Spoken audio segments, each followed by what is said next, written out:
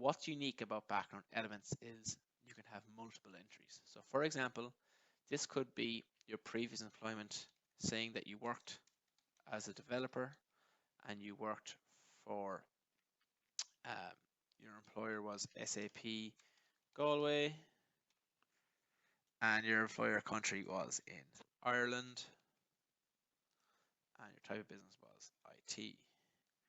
But let's say you worked here for the last 3 years, so the 1st of January 2018